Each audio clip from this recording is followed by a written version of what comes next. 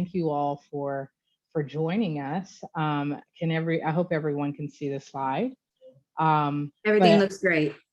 awesome. Well, Alexa has shared a little bit about me. And yes, it was great to meet Alexa and to hear about the Women in Publishing Summit that she has put together with a great group of women. And so IngramSpark and on behalf of Ingram, we are just so thankful to be able to participate. So I want to say good evening. I know that you all have had quite a busy day full of learning things. And I also want to say, I want to lead by saying Happy International Women's Day. Happy, is Oh it still, no. Oh no, what happened? There, you're back. I was like, no. it's still, Whew. All right. is it still sharing? It is not sharing. Okay, I saw it do something. It just told me that that the meeting was being recorded, and I think it undid the share maybe. So I'm sorry about that. I have Paige's slides, by the way. So if we need to, I will. I mean, everyone will have access to them regardless. So Do you mind actually just throwing them up there for yeah, me, let me. Alexa? I'm sorry about that. That's okay. You keep talking, and I'll do this part, and we'll get there.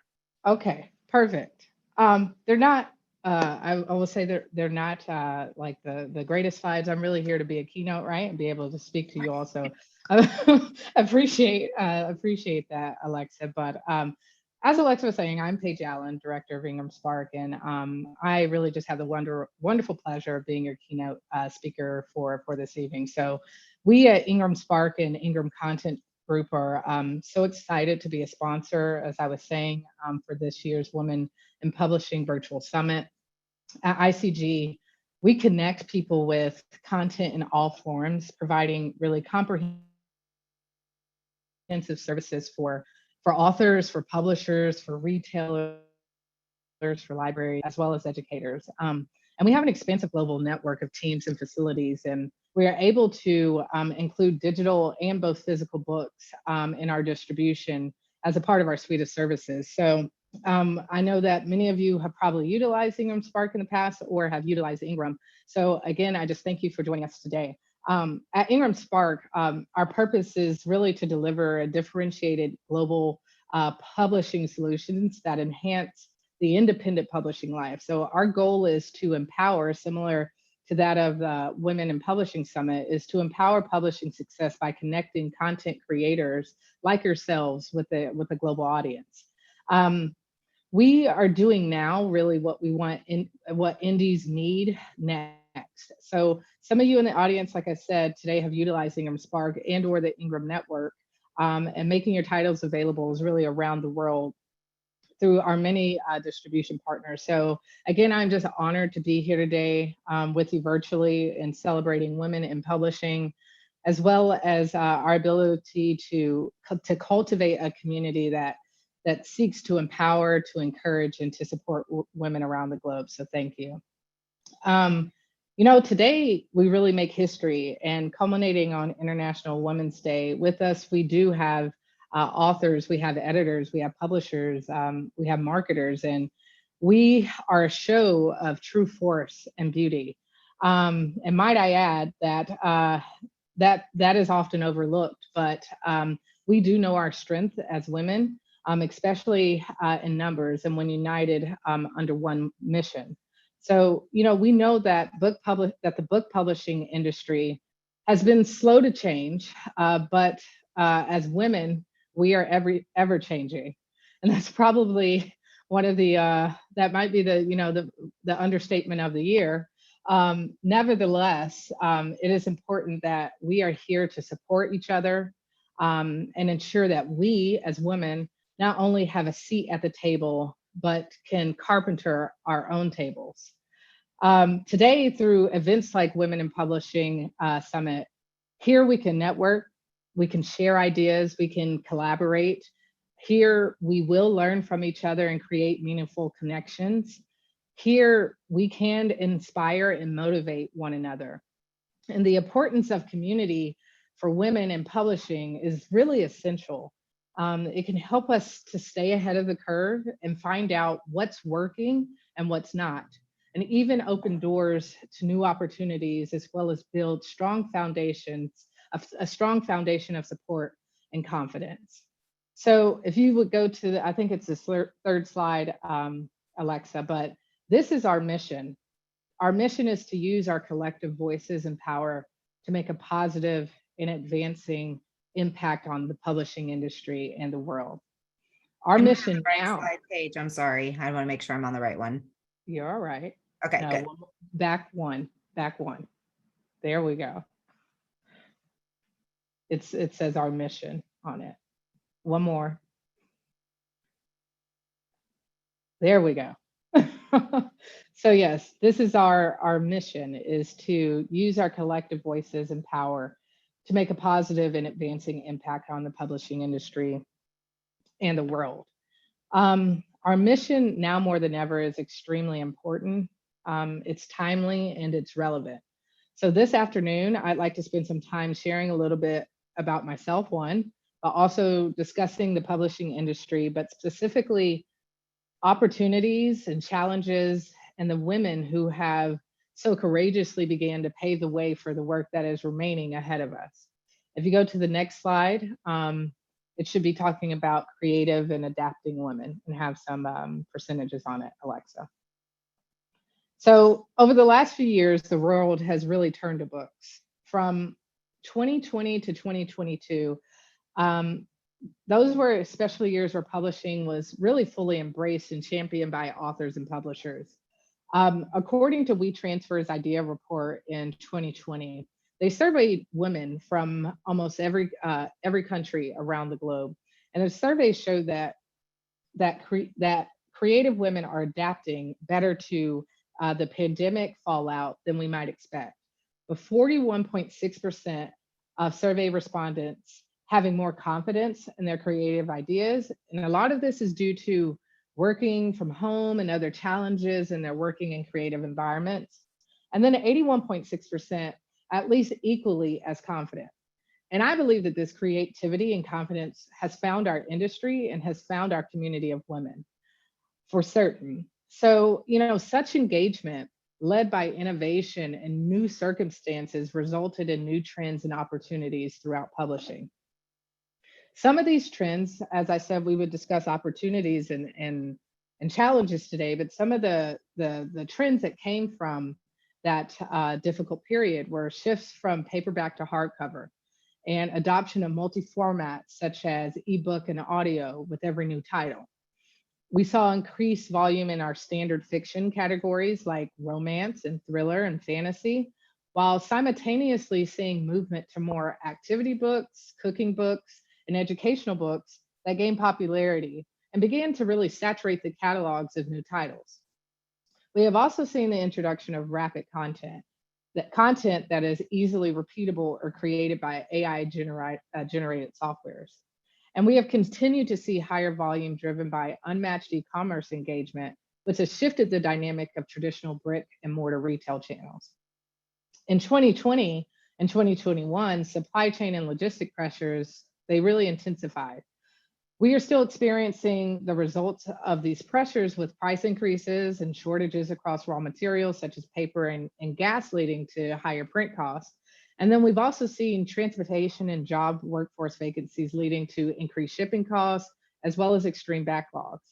And lastly, I'd say we've seen that the big five traditional publishers have been shifting to new paper types, such as groundwood over cream, which has a minor degree of separation, but it has more availability.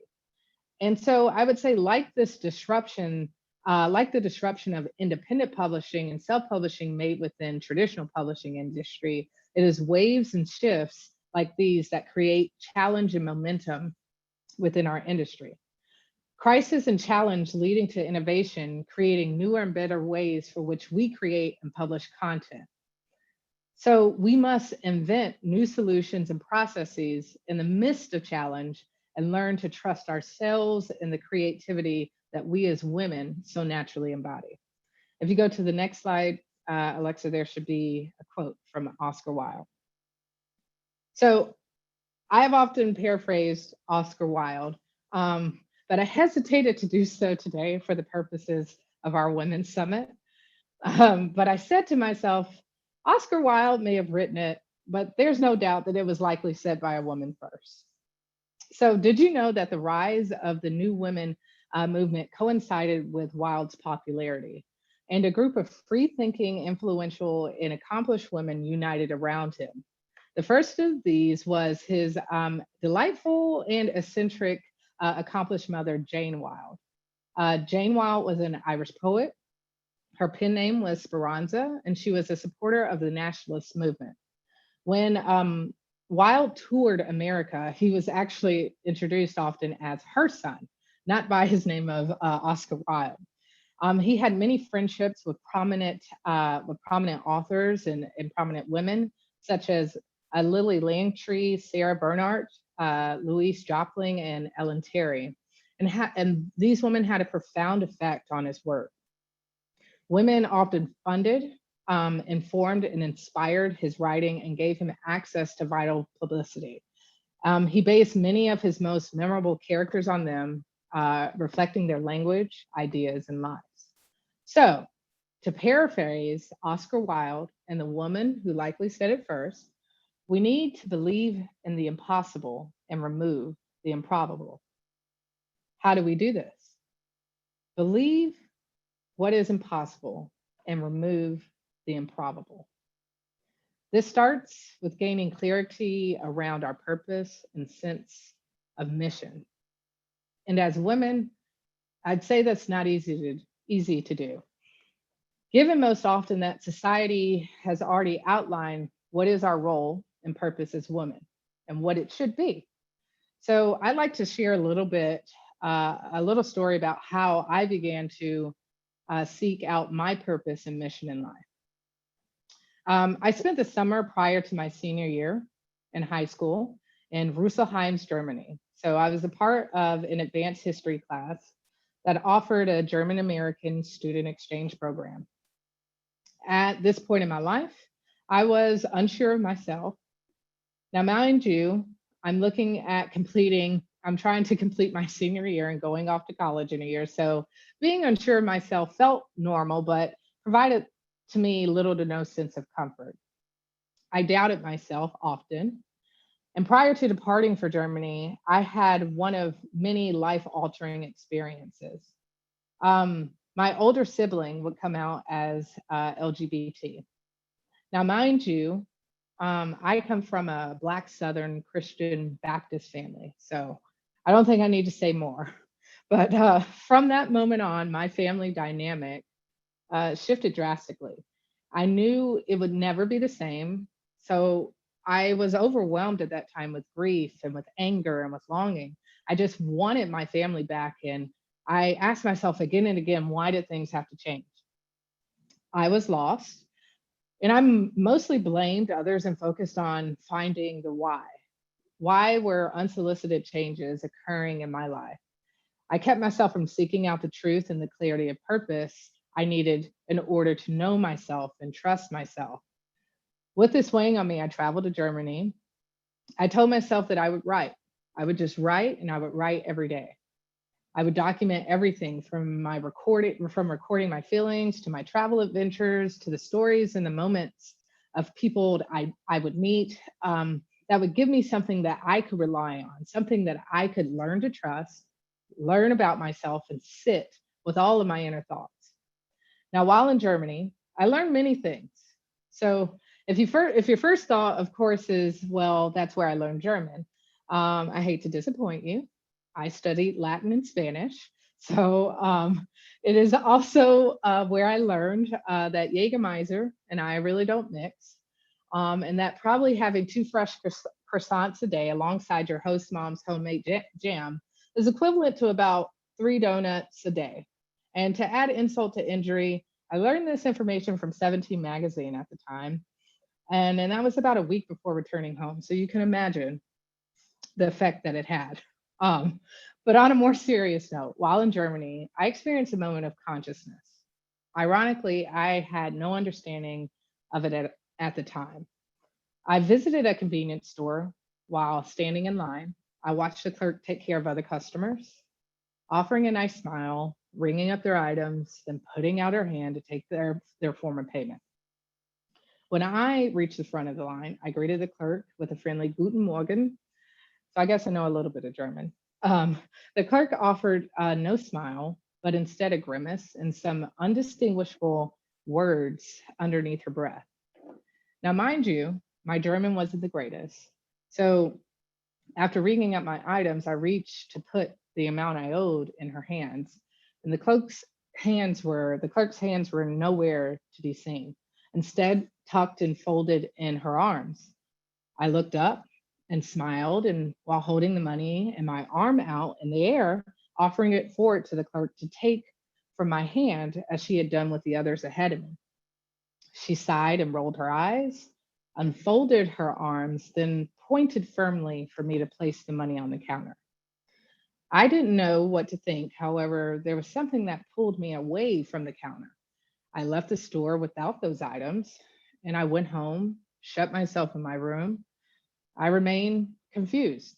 The confusion led to hurt led to anger led to tears, and I began writing, filling pages on pages with ink and tears, sharing my experiences of that day at the counter, feelings of being looked at and treated as different and less than, that overwhelming feeling of doubt and uncertainty that had weighed so heavy on me prior to setting off on my travels was back again. But as I wrote, I began to discover that there was something that compelled me to walk away from the counter earlier that day. I trusted myself. I trusted my choice. I had more clarity. I had a purpose that day and understood that things in my life may never change or may change greatly. But what must remain constant is trust in oneself and that you believe in everything that you are doing. I experienced something similarly when I first came to Ingram.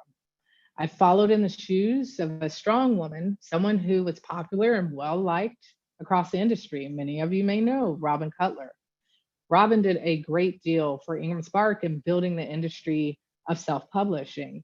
And at Ingram, she, like me, had to navigate a workplace that is majoritarily driven by white males.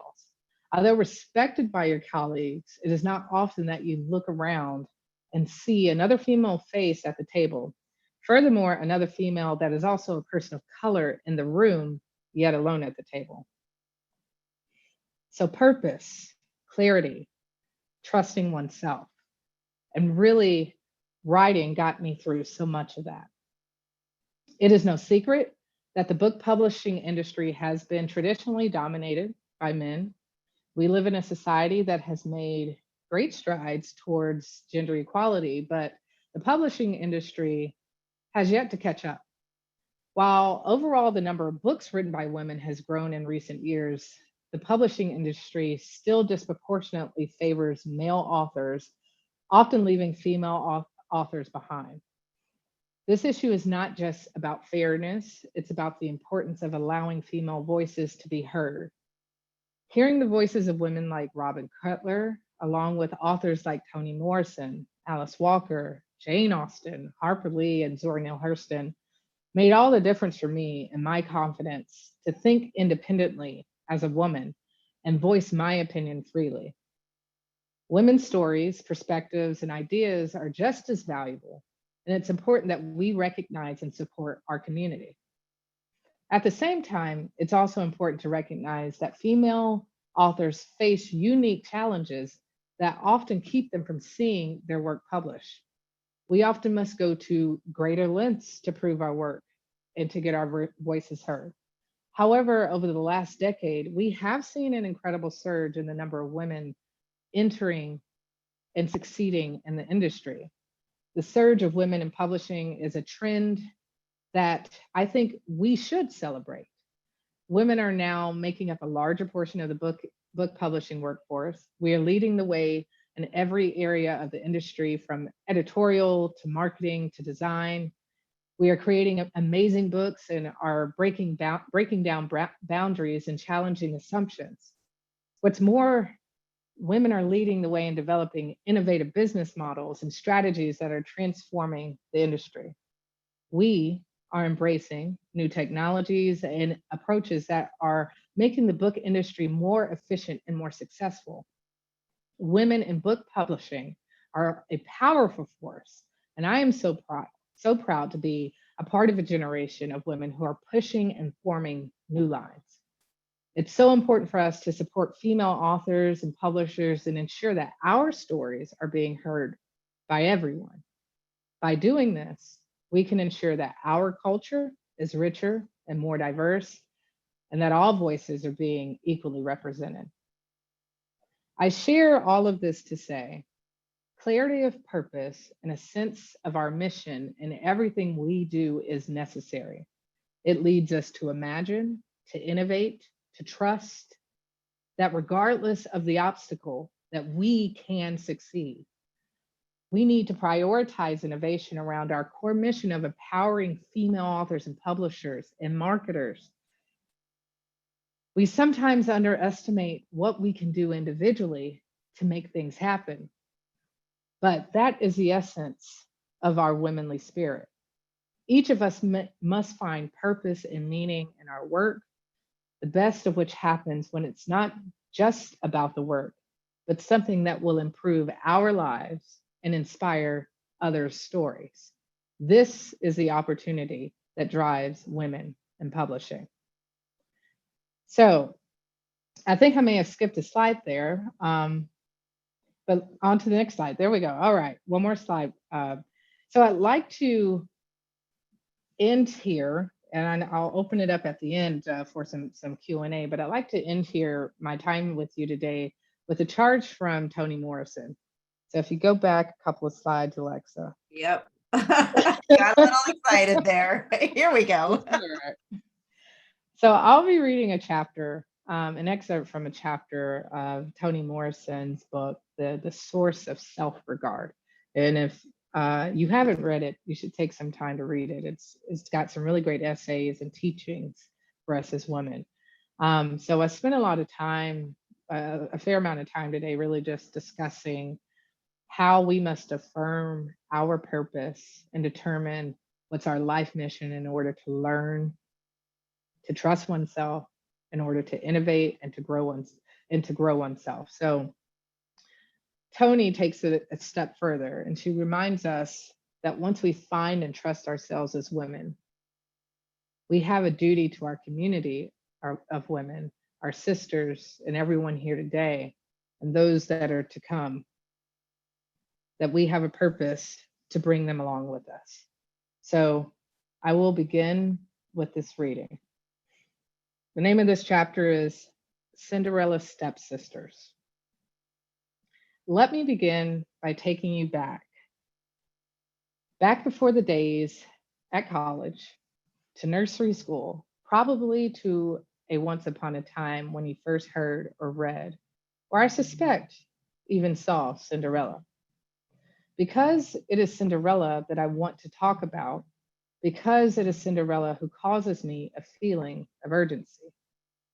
What is unsettling about that fairy tale is that it is essentially the story of a household, a world, if you please, of women gathered together and held together in order to abuse another woman. There is, of course, a rather vague absent father and a nick of a time prince with a foot fetish, but neither has much personality. And there are the surrogate mothers, of course, God and Step, who contribute to Cinderella's grief and to her release and happiness. But it is the stepsisters who interest me. How crippling it must have been for those young girls to grow up with a mother, to watch and imitate that mother enslaving another girl. I am curious about their fortunes after the story ends. For contrary to recent adaptations, the stepsisters were not ugly, clumsy, stupid girls with outsized feet. The Grimm collection describes them as beautiful and fair in appearance. When we are introduced to them, they are beautiful, elegant women of status and clearly women of power. However, having been watched and participated in the violent domination of another woman, will they be any less cruel when it comes to their turn to enslave other children, or even when they are required to take care of their own mother? It is not a wholly medieval problem. It is quite a contemporary one. Feminine power, when directed at other women, has historically been wielded in a way that has been described as a masculine manner. Soon you will be in a position to do the very same. Whatever your background, rich or poor, whatever the history of education in your family, 5 generations or one, you have taken advantage of what has been available to you. And you will therefore have both the economic and social status of the stepsisters, and you will have their power. I want not to ask you, but to tell you not to participate in the oppression of your sisters. Mothers who abuse their children are women, and another woman, not an agency, has to be willing to stay their hands. Mothers who set fire to school buses are women, and another woman, not an agency, has to tell them to stay their hands. Women who stop the promotion of other women in careers are women, and another woman must come to the victim's aid. Social and welfare workers who humiliate their clients may be women, and other women colleagues have to deflect their anger. I'm alarmed by the violence that women do to one another: professional violence, competitive violence, emotional violence. I am alarmed by the willingness of women to enslave another woman. I am alarmed by a growing absence of decency on the killing floor of professional women's world. You are the women who will take your place in the world where you can decide who shall flourish and who shall wither.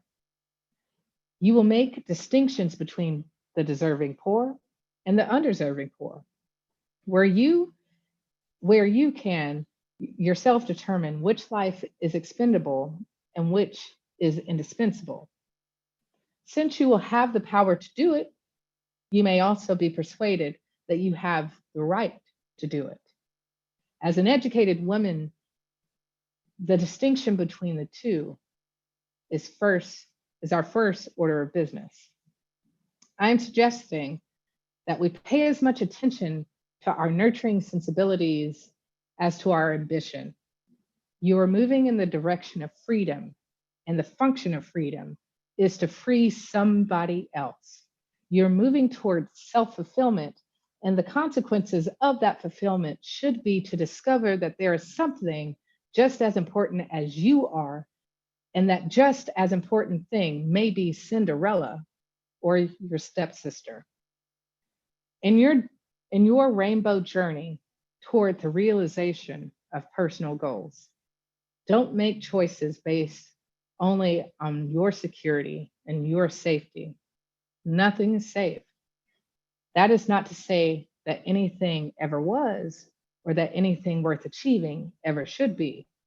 Things of value seldom are. It is not safe to have a child. It is not safe to challenge the status quo.